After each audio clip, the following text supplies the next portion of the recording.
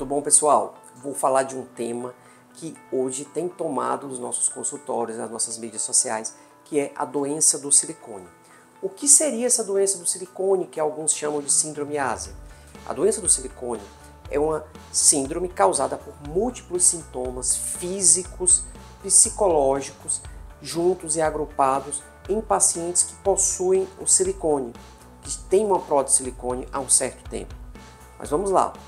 Que doença é essa? É grave? Como que ela se manifesta? Então, é uma doença que ela é um pouco confusa, porque ela, na verdade, chega a ser uma somatização de sintomas psicológicos, ansiedade, frustração, tristeza, dores no corpo, dores nas juntas, fadiga, cansaço, relacionado à presença do silicone ou à insatisfação. Foi feito um grande estudo populacional nos Estados Unidos, levantou-se muitos casos e viu-se que a principal queixa das pacientes, o principal sintoma é a ansiedade. Uma ansiedade que gera uma frustração, que gera uma tristeza, que gera uma baixa no humor, segue-se de uma dor no corpo.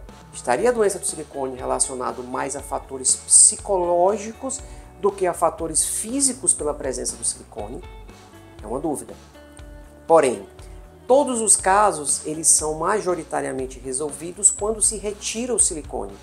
Então, existe sim uma ligação entre a presença do silicone e os sintomas, mas o principal sintoma é a ansiedade.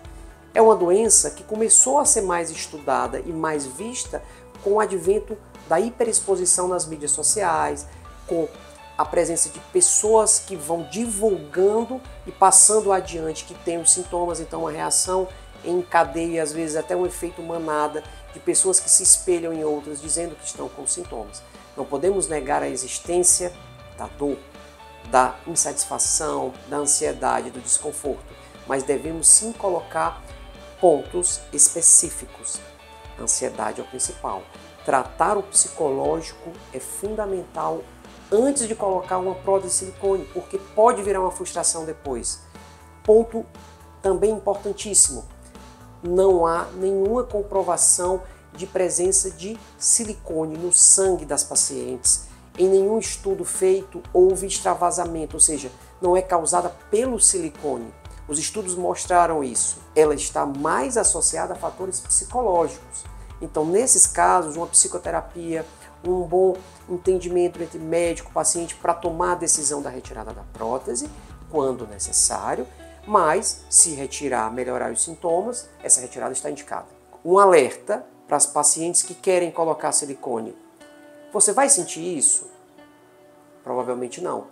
Você tem que entender que a colocação da prótese de silicone, ela tem os seus benefícios, que é deixar a mama maior, mais bonita, mas ela tem que ser feita com total entendimento de ambas as partes.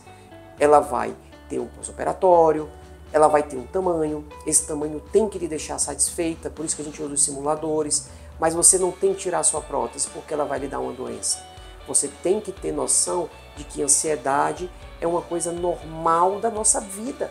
A gente vai ter ansiedade por vários fatores, problemas no nosso casamento, problemas nos relacionamentos, problemas na nossa família, problemas no nosso trabalho, problemas em série de outras coisas. Então a gente tem que saber lidar com a ansiedade, com tratamento psicológico, muito mais do que acreditando a um fator específico. Agora, conversar com o médico, fazer exames periódicos para atestar que está tudo bem com a mama é uma rotina. Afinal de contas, a mama é um ente vivo. Pode ter nódulos, cistos, mas isso tem que ser acompanhado de maneira médica, frequente, periódica, que nada tem a ver com o síndrome do silicone. Continuarão os estudos, mas não tem nenhuma relação entre a prótese e o problema. Seguiremos estudando, seguiremos aprendendo, mas caso você, paciente, se incomode, esteja sentindo esses sintomas, converse com o seu médico para que achemos a melhor solução possível. A melhor solução, às vezes, ela passa por entender o problema, diagnosticar, tratar, conversar e, às vezes, manter o silicone.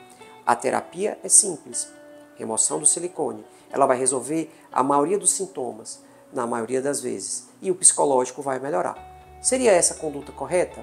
Eu acho que primeiro a conduta sempre é conversar muito bem antes da cirurgia e depois da cirurgia. Escolher muito bem o paciente e o paciente escolher muito bem o médico, para que esse relacionamento ocorra da melhor forma possível, principalmente quando esses casos ocorrerem. Então eu te convido a me seguir nas redes sociais, lá eu explico muita coisa sobre mamas, abdômen, contorno corporal. Clica aqui no link para você seguir a gente.